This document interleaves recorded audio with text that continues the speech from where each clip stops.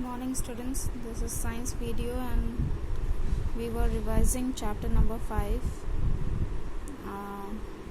We were on safety at school.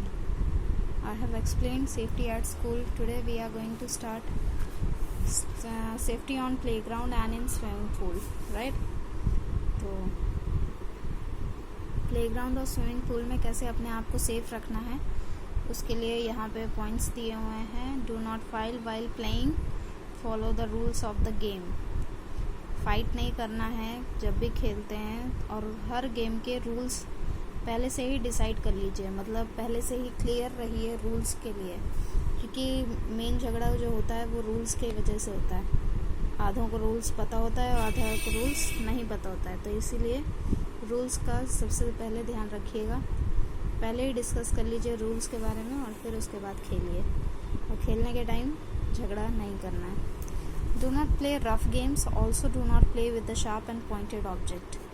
Rough games नहीं खेलते हैं और शार्प ऑब्जेक्ट के साथ तो बिल्कुल नहीं खेलना है. Sharp object means like knife, rounder के जो पिन्स होते हैं, सेफ्टी पिन हो गए, इन सब से नहीं खेलना है, ठीक है. Always swim in the presence of an adult. Do not jump into the pool if you don't know the swimming well. हमेशा अडल्ट के सामने ही स्विमिंग करने जाना है और पूल में ऐसी जंप मत कर दीजिए अगर आपको स्विमिंग नहीं आती है. तो स्विमिंग आती है अच्छे से तब भी कोई अडल्ट आपके साथ होना चाहिए, और नहीं आती है तो फिर पूल से दूर ही रहिए तो ज़्यादा बेहतर है. डू नॉट पुश और pull anyone into the pool. Pool में कोई किसी को भी पुश या पुल करने की ज़रूरत नहीं है. पुल मतलब पुश मतलब होता है धक्का देना, पुल मतलब खींचना, ठीक है. तो किसी को ना ही धक्का देने की ज़रूरत है और ना ही खींचने की ज़रूरत है. Now safety on road. Always walk on the footpath. If there is no footpath, walk on the right side of the road so that you can see the traffic coming. हमेशा फुटपाथ के ऊपर चलना है. अगर वहाँ पे footpath नहीं है तो रोड के राइट साइड से चलना शुरू कर दीजिए, क्योंकि वहाँ से आपको ट्रैफिक आसानी से दिख जाएगा पूरे रोड में. Always cross the road at zebra crossing. Zebra crossing में ही हमेशा रोड क्रॉस करनी है. क्यों? क्योंकि वहाँ पर ट्रैफिक रुक जाता है, ठीक है. Now always follow the traffic lights. Traffic light आप बहुत पहले भी पढ़ते आ रहे हैं. उसका मतलब क्या है? लाइट्स जो बताती हैं.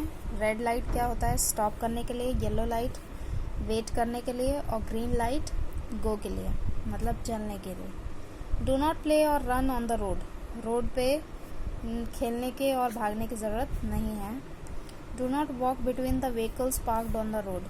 व्हीकल्स अगर पार्क्ड हैं, रोड के आजू बाजू व्हीकल्स पार्क्ड हैं, तो उसमें भी आपके बीच में चलने की ज़रूरत नहीं है. दो व्हीकल्स के बीच में चलने की ज़रूरत बिल्कुल नहीं है, ठीक है.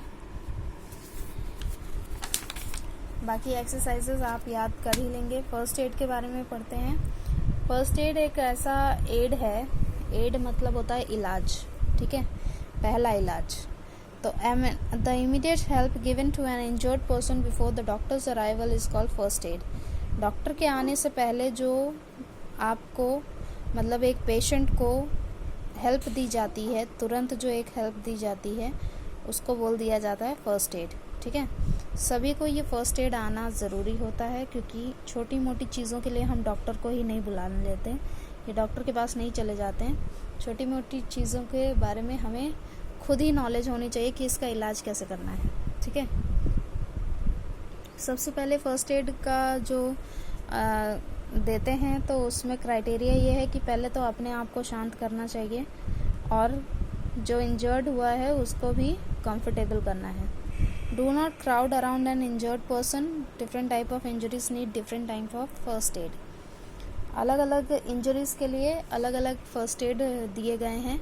जैसे यहाँ पे माइनर कट्स एंड वुंड्स, छोटे मोटे कट या फिर चोट लग जाएगी तो क्या करना है? First wash your hand thoroughly before giving the first aid to an injured person. जिसको चोट लगी है उसको ठीक करने से पहले अपने हाथ धोने ज़्यादा इम्पॉर्टेंट है, क्योंकि आपके बैक्टीरिया उसकी चोट में लग जाके लगेंगे, ठीक है. तो wash the wound with the clean water to remove the dirt. पहले तो उस चोट को धोना है क्लीन वाटर से, ताकि उसकी जो गंदगी है वो सब निकल जाए। फिर apply N antiseptic lotion like Dettol और सेवलॉन ओवर द वुंड। उस चोट के ऊपर डेटॉल या फिर सेवलॉन का इस्तेमाल करना है, ठीक है। टाई अ बैंडेज और अ बैंडेड ओवर द वुंड। या तो बैंडेज का इस्तेमाल करिए या तो पट्टी का इस्तेमाल करिए वुंड को कवर करने के लिए, ठीक है। बर्न्स, अगर आप जल जाते हैं, हल्का फुल्का जल जाते हैं ना, तो ज़्यादा बर्निंग हो जाती है तो सीधा डॉक्टर के पास ही जाना है। लेकिन जो हल्की फुल्की, जो अगर आपको थोड़ा बहुत जल गए हैं तो उसके लिए क्या करना है, burn the burned area under the cool running water. ऐसे टैप के नीचे अपने हाथ जो भी जहाँ पे भी बर्न किया हो गया है वो उसके नीचे रख दीजिए, ठीक है।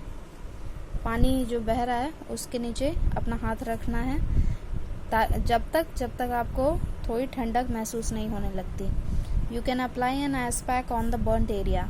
और दूसरी तरफ आप एक आइस क्यूब लेके और उसमें अप्लाई भी कर सकते हैं, मतलब थोड़ा रगड़ना है, ठीक है। Apply N antiseptic cream like Burnol on the burned area. Antiseptic cream भी लगा सकते हैं, नाम क्या है, बर्नॉल। कहाँ पे, जहाँ पे आप जल रहे हैं, ठीक है। अगर ज़्यादा जल चुके हैं तो फिर सीधा डॉक्टर के पास जाना है, ठीक है।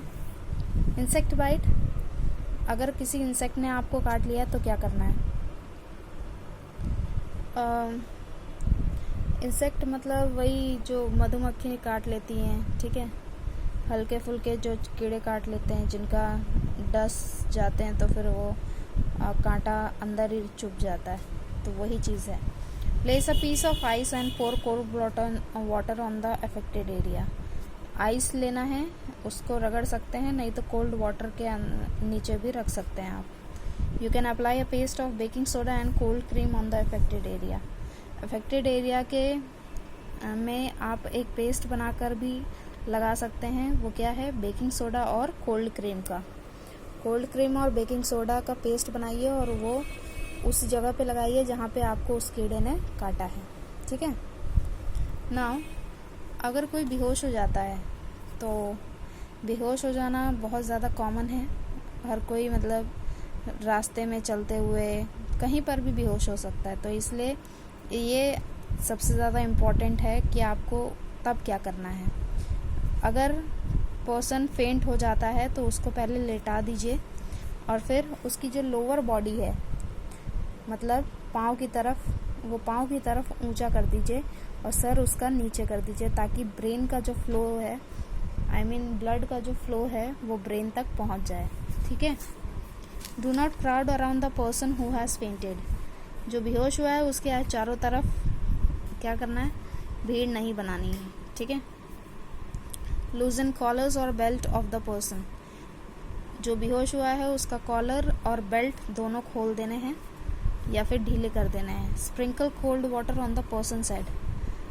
और ठंडे पानी का छिड़काव करना है उसके सर पे, ठीक है। ये आपके तरीके हैं किस तरह से बेहोश आदमी को होश में लेके आना है। फर्स्ट एड बॉक्स भी आपने समझा हुआ है, एक तरह का बॉक्स होता है लाइक दिस। इसके अंदर बहुत सारी चीज़ें होती हैं जो आपको फर्स्ट एड में हेल्प करती हैं, मतलब दवाई करने में हेल्प करती हैं। वो क्या है, bandage, cotton wool, gauze, a pair of scissor, antiseptic lotion, ठीक है। उसके मेडिसिन्स भी होती हैं बहुत सारी, वो भी रख सकते हैं, ठीक है। तो ये हो गया चैप्टर नंबर 5 आज ख़त्म रिवीजन के तौर पे। बाकी आप लर्निंग स्टार्ट कर दीजिए और 6 चैप्टर कल करेंगे। Thank you so much. और जो भी डाउट है पहले तो आप बुक पढ़िए और फिर उसके बाद जो भी डाउट है मुझे व्हाट्सएप करिए।